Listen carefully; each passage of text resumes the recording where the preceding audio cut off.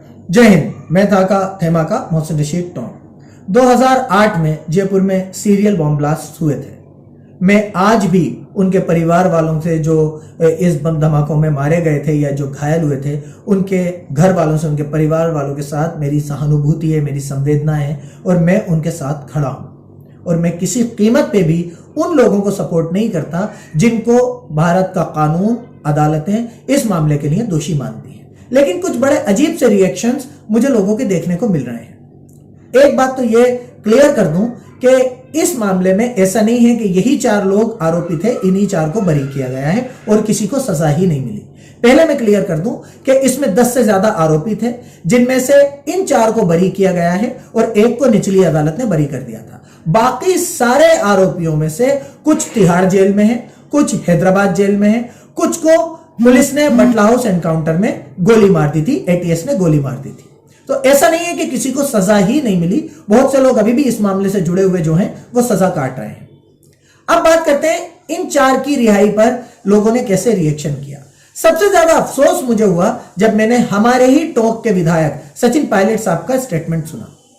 Pilot साहब को बड़ा अफसोस हो रहा है कि ये 4 लोग रिहा कैसे हो गए और उन लोगों को मौत की सजा सुनाई गई है लोअर कोर्ट से। तो सजा कम होना एक बात होता है या उसमें असहमति होना एक बात होता है, लेकिन उनको सबूतों की वजह से रिहा कर दिया गया है। और मुझे लगा कि जो जज ने सुनाया था वो भी पीड़ित थे, है ना। कई बार तो ऐसा होता है कि हमें आरोपी मिलते नहीं हैं जो ऐसे जिन्होंने अपराध करते हैं। जब मिल जाते हैं, लोअर कोर्ट से सजा हो जाती है, तो हमारी जिम्मेदारी बनती है कि इसको लॉजिकल कंक्लूजन तक लेकर जाएं। मुझे लगता है तुरंत प्रभाव से सरकार को उसमें अपील दायर करनी चाहिए।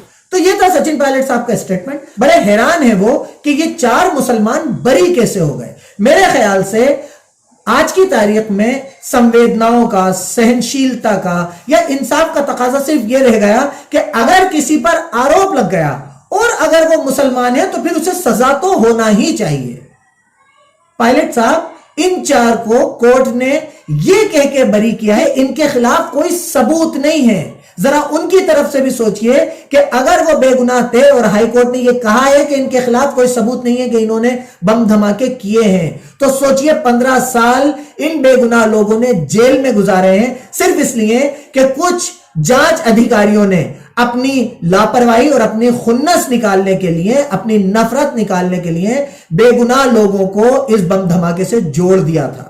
और मुझे बहुत खुशी होती अगर पायलट साहब मक्का मस्जिद ब्लास्ट केस में बरी हुए लोगों पर भी ऐसी ही संवेदनाएं दिखाते और ऐसा ही स्टेटमेंट देते। मुझे बड़ी खुशी होती अगर बिल्किस बानो केस में सजा याफ्ता लोगों को रिहा करते वक्त भी अगर पायलट साहब का ऐसा स्टेटमेंट आता तो मुझे शायद खुशी होती और आज मैं उनके इस स्टेटमेंट को जस्टिफाई कर पाता। मुझे बड़ी खुशी होती अगर समझौता एक्सप्रेस ब्लास्ट के आरोपियों को बरी करने पर भी पायलट साहब को इतनी ही तकलीफ होती। और मुझे बहुत ही ज्यादा खुशी होती जहां से पायलट साहब जीत के सांसद बने थे।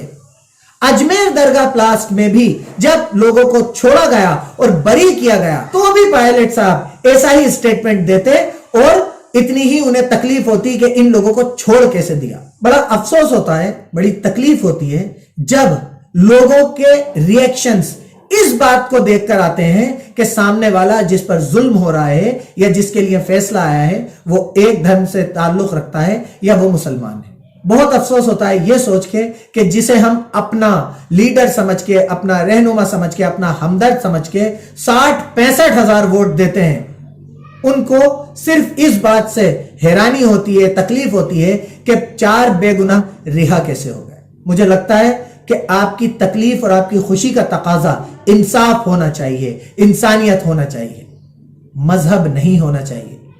बहुत बहुत शुक्रिया। मैं था मोहसिन रशीद टोंक।